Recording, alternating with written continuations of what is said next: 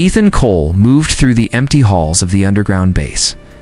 The walls were cracked, and broken wires hung from the ceiling like dead vines. The war had ended months ago, but this place still carried the smell of fear and dust. He was not supposed to be here, but something had pulled him down into these dark levels. He carried a small flashlight and his old rifle. The light cut through the shadows, and every step echoed like a warning. He stopped in front of a heavy steel door. It was old, covered in rust and scratches. He swiped his badge, and the lock opened with a low click. The door swung slowly, and cold air touched his face. Inside the room, he saw a figure sitting on the floor, her back against the wall. Her wrists were chained with thick metal cuffs. She lifted her head when he walked in. Her hair fell over her face, long and pale like silver. Her eyes glowed in the dim light, not bright but strong, like fire hidden under glass. Ethan froze for a moment. He had seen her only once before, during the war. She had been called dangerous by every commander, a threat to the entire army. They said she had the power to destroy cities, yet now she sat in silence, thin and tired, like someone who had not seen the sun for years. She spoke first, her voice soft but clear. "Are you here to kill me, or to free me?" Ethan held his rifle tighter. He did not answer right away. Her tone was calm, without fear, without hate. It was strange. He had expected anger or madness, but instead, there was only quiet strength. "Why are you still here?" he asked finally. "Because they left me," she said. "The war ended, but no one came back for me. I was a weapon when they needed one. Now I am nothing." Her words sank into him like cold water. He had followed orders all his life, fought battles without asking why. Now he stood here, looking at someone who was once called the enemy, and all he saw was a person who had lost everything. "If I let you go," he said slowly, "what will you do?" She raised her head, and for the first time, he saw her full face. It was strong and beautiful, marked by scars that told stories of pain and survival. Her eyes held his without shaking. "I will not harm your people," she said. "I want only freedom. I gave enough to war. Now I want to breathe without chains." Ethan felt his heart pound. He knew what this meant. If he freed her, he would break every rule, every law he had sworn to follow. They would call him a traitor. They might even kill him for it. But leaving her here, locked in the dark like an animal, felt worse than any punishment. He stepped closer, his boots scratching against the concrete floor. He looked at the chains. They were thick, built to hold someone far stronger than normal. The keys hung on the wall, covered in dust. He reached for them slowly, as if the air itself could snap and stop him. Her eyes followed his hand, but she did not move. She did not beg. She only waited, silent and patient, like someone who had already accepted every outcome. Ethan unlocked the first cuff. The metal clanged against the floor. He unlocked the second. Her arms fell free, and she rubbed her wrists gently, the skin raw and bruised. "Why are you doing this?" she asked quietly. Ethan did not have an answer. Maybe it was mercy. Maybe it was madness. All he said was, "Because I can." She stood slowly, taller than he expected, her movements graceful even after years in chains. She looked at him one last time, and in her eyes he saw something strange. Not anger, not fear, but a promise he could not name. Without another word, she walked past him and into the shadows of the corridor. Her steps were soft, fading into silence. Ethan stood there, the keys still in his hand, his heart heavy with a choice he could never take back. The night after Ethan freed the woman, the sky outside the base was dark and heavy with rain. Water slid down the glass of the small barracks, where he sat alone. The room was quiet, but his thoughts were loud. He could still see her face, her eyes that held something he could not forget. It was like they carried a storm and peace at the same time. Ethan sat on his bunk with his rifle across his lap. He told no one what he had done. If they found out, he would not live to see another day. He wondered where she was now. Did she run far away? Did she find safety? Or was she watching him from the shadows? The thought made him uneasy, but deep inside he hoped she was free. The door opened without a knock. Lucas Grant stepped in, his friend since the early years of training. Lucas was tall, strong, and sharp-eyed. He tossed his wet jacket on the chair and looked at Ethan with a frown. "You look like you saw a ghost," Lucas said. "What are you hiding?" Ethan forced a weak smile. "Just tired." Lucas sat down across from him, his boots muddy from patrol. "The commanders are restless.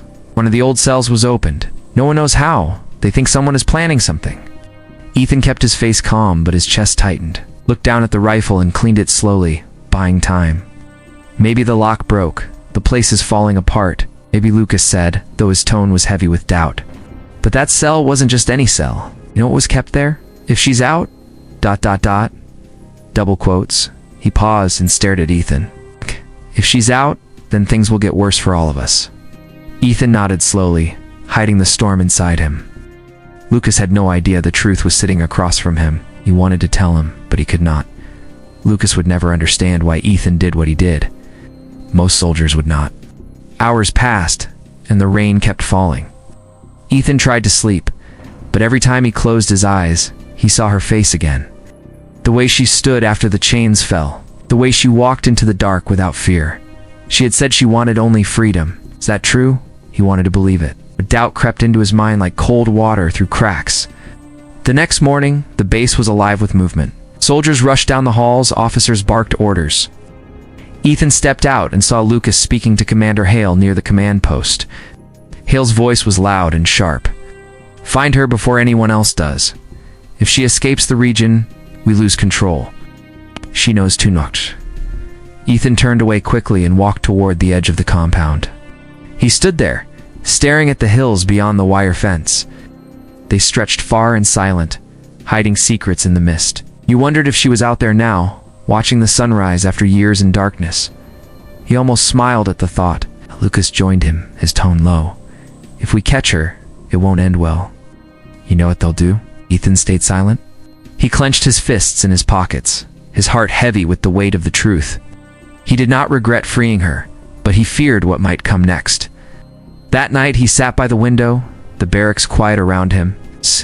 The moon cast pale light on the floor. He thought about leaving, about walking away from the army and never looking back, but he knew that was a dream. There was no escape for men like him. He closed his eyes and whispered to himself, "Where are you now?"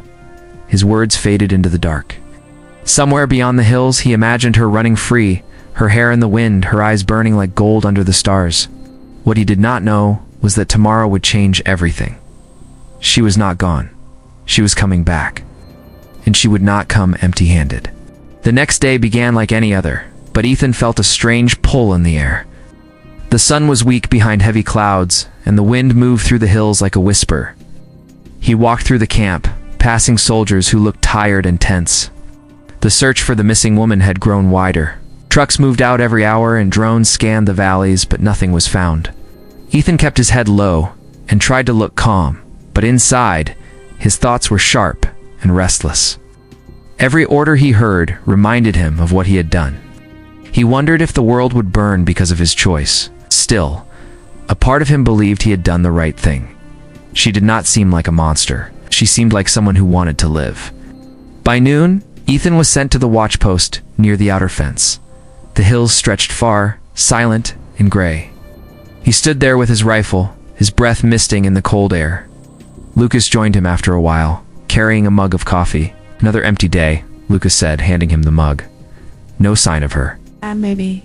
"She's gone far away. Maybe we'll never see her again." Ethan nodded, though his heart felt heavy. He sipped the coffee and stared at the hills. Deep inside, he knew it was not over. She was not the kind to run forever. There was something about her eyes, something that told him their paths would cross again. As the sun dipped lower, the sky turned red at the edges. Ethan heard the sound of boots on gravel behind him. He turned and froze. She was there. She walked slowly through the gate as if she owned the ground. Her long hair caught the fading light, and her face was calm but unreadable. She wore a simple coat over her frame, but it could not hide the strength in her steps. In her hands, she carried a small metal case. It was black with lines of faint light running across its surface, glowing like veins of fire. The guards shouted and raised their rifles. Alarms blared across the camp. Ethan felt his chest tighten. Lucas cursed under his breath and aimed his weapon. "Hold your fire," Ethan shouted. his voice cutting through the noise. The guards hesitated, their fingers tight on the triggers. She stopped a few steps away from him, her eyes on his. For a moment, the world around them seemed to fall silent. The wind slowed. The alarms faded into the distance. It was just the two of them, standing in the dying light. "You came back," Ethan said, his voice low. "Said I would not harm your people," she replied. Her tone was calm, like the night before the storm, and I keep my word. Her hands lifted the metal case slightly. "This is for you, for your people, for what you gave me." Ethan stared at the case. Faint glow danced across its smooth surface. He had seen many things in the war, weapons and machines that could tear the sky apart. But this was different. It felt alive, as if it carried something beyond power. Lucas stepped forward, his rifle still aimed. "What is that?" he demanded. She did not look at him. Her eyes stayed on Ethan. "A gift. Promise. Use it well." Before anyone could move, she placed the case on the ground and stepped back. Soldiers rushed forward, surrounding her, but she did not fight. She stood still, her hands raised, calm as stone. Ethan walked to the case and knelt beside it. Heat from its glow touched his fingers even before he opened it. He looked up at her. Why give this to us?" Her lips curved into a faint smile, one that held no malice, only something deep and old. "Because you gave me freedom," she said, "and sometimes freedom must be returned." The wind blew stronger, carrying her words through the cold air. Ethan felt a chill run down his spine. He had no idea what was inside the case, but he knew one thing. Life would never be the same after this moment. As the soldiers dragged her away, her eyes stayed locked on his. In that gaze, there was no anger, no hate, only a silent message he could not yet understand. A storm was coming, and he was now part of it. Ethan stood in the command center, his hands resting on the table, as bright screens filled the room with cold light. The metal case sat in the center like a heart that glowed faintly. The officers moved around it, speaking in quick voices, their faces tight with fear and curiosity. No one knew what it was, but everyone felt its weight. Commander Hale leaned forward, his sharp eyes fixed on Ethan. "Where did she get this?" he demanded. His voice was like steel against stone. Ethan held his ground. "She didn't say. Adored. She only said it was a gift." Hale slammed his fist on the table, making the screen shake. "Gifts don't glow like that. What's inside could be a bomb, a trap, or worse. Why did she come to you? Why not anyone else?" Ethan met his stare and stayed silent, could not explain what tied him to her. It's the invisible thread that had pulled him into that dark cell and made him unlock those chains. Even now, he did not understand it himself. Lucas stood near the wall, his arms crossed, his jaw tight. He had questions too, but his eyes told Ethan something more, a warning. Lucas had been his friend for years, but even friendship could break under secrets like this. The scientists entered the room, moving carefully, as if the case might explode at a touch. They set their tools down and began scanning it with small machines that hummed softly. A young tech whispered, "It's stable, but the energy inside is beyond anything we've seen. It could power cities for decades." The words spread like fire. Power for cities. End to shortages. A future without darkness. For a moment, the room felt lighter, hope flickering like a candle. But fear returned just as fast. No one knew the price of this gift. Commander Hale turned to Ethan again. "Until we know what it is, you stay close. If she speaks again, it will be through you. Do you understand?" Ethan nodded, his face hard, but his mind stormed. He remembered her words. Use it well. He wondered if those words were a blessing or a warning. Hours passed.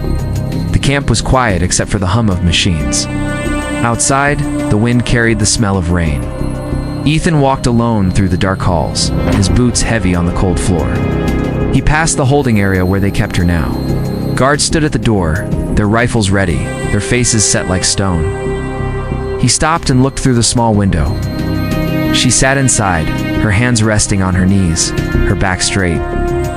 Chains bound her again, but she did not look broken. Her eyes lifted and met his through the glass. For a long moment, neither moved. There was no hate in her gaze, only calm and something else, something deep, like the ocean before a storm. He wanted to speak to her, to ask why she came back, why she gave them the case. But the guards would not let him in. and even if they did, he was not sure he could find the right words. That night, the scientists opened the case under heavy security. Ethan stood among the officers as the lid lifted with a soft hiss. Inside was a core no bigger than a man's fist, glowing with blue and silver light. The glow moved like water, alive and shifting. It was beautiful and terrifying at once. One of the scientists whispered, "This is not just energy, it's pure, refined, beyond anything we know. This could change everything." Hale's face hardened. "Or destroy everything," he said coldly. "If this falls into the wrong hands, there won't be a world left to save." Ethan stared at the core, its light reflecting in his eyes. He thought about her words again. Freedom must be returned. Did she mean this would free them more? Chain them in ways they could not see yet? As the night deepened, the camp buzzed with plans. Hale called for more troops, tighter security, and secret transport. The gift would go to the capital. Scientists would study it, and leaders would fight over it. Ethan knew this was only the beginning. He felt it in his bones. He looked once more at the holding area before he returned to his quarters. Through the window, her eyes still burned softly in the dark. A silent message passed between them. Nothing would ever be the same again. The convoy left before dawn. Heavy trucks rolled through the gates, engines low and steady, carrying the case inside armored containers. The core was hidden under layers of steel, guarded by soldiers with orders to shoot without warning. The sky was still dark when they disappeared into the hills, leaving the camp behind like a shadow. Ethan watched them go from the edge of the fence. His chest felt tight as if something inside him knew this was the wrong path. The gift was meant for the people, for a better future. But he had seen the hunger in the eyes of the officers. They would not share it. They would control it, use it for power, for war, for more chains. Lucas came up beside him. "You should be glad," Lucas said quietly. "If this works, it changes everything. No more blackouts. No more shortages. Maybe even peace." Ethan kept his eyes on the fading convoy lights. Or maybe another war. Lucas frowned. "Why are you talking like that? This is what we fought for." Ethan did not answer. Words felt useless. Something deep in his gut told him this was only the beginning. Later that day, he went to the holding area. The guard stopped him, but he showed Hale's clearance and walked in. The room was cold, the walls gray and bare. She sat on the metal bench, her hands still bound, her face calm like before. Her eyes lifted when he stepped inside. "You saw it," she said softly. Ethan nodded. "What is it? What does it do?" "It gives life," she said. "Clean power, and enough to heal the world you broke. But your leaders will not heal anything. They will turn it into a weapon." Her voice was steady, but there was no hate in it. Only truth. Ethan felt it strike deep. He wanted to deny it, but he knew she was right. "Why give it to us then?" He asked. "Why trust me?" "Because one man can change a chain of events. I saw it in you the moment you opened that door. You believe in choice. That is rare in your world." He stood silent, her words pressing on him like weight. One man, one choice. It sounded simple, but it felt like standing at the edge of a cliff. The door opened suddenly, and Lucas stepped in, his face tense. "Ethan," he said, his voice low. "We need to talk." He glanced at her, then back at Ethan. "Outside. Now." Ethan followed him into the hall. Lucas grabbed his arm hard. "They're moving her tonight. Orders from the top. She'll be gone before sunrise. They're sending her to the capital, same as the Corps. You know what that means? She won't live to see another dawn." The words hit like a blade. Ethan looked back at the door. Inside she waited, calm and quiet, like she knew her fate already. "There's more," Lucas said. "Rumors say the convoy was attacked an hour ago. No one knows by who. Hale's calling it classified. But if they lost the core, this whole place will burn." Ethan felt the ground shift under his feet. The future was breaking apart, and he stood in the center of the storm. Night came fast. The camp drowned in shadows and tension. Soldiers moved like ghosts, their boots silent, their rifles ready. Ethan walked back to his quarters, but he did not rest. He sat on the bed with his head in his hands, thinking of her words. One man can change a chain of events. Before midnight, he made his choice. He moved through the halls like smoke, silent and sure. The guards at the holding area never saw him coming. Minutes later, the door opened, and she stepped out once more, her chains gone, her eyes bright in the dark. "You came back," she whispered. "Because I can," he said, the same words as before, but now they carried fire. Together, they slipped into the night, past the fences, into the hills where the winds sang like an old song. Behind them, alarms began to scream, but the sound faded as they ran farther, faster, into the unknown. Far away, the Corps' light burned in the hands of men who thought they could own the future. But the true future ran through the darkness with two souls who refused to bow to chains. Ethan did not know where the road would lead, only that he would walk it. And beside him, she walked too, silent and strong, her promise like a star in the endless night.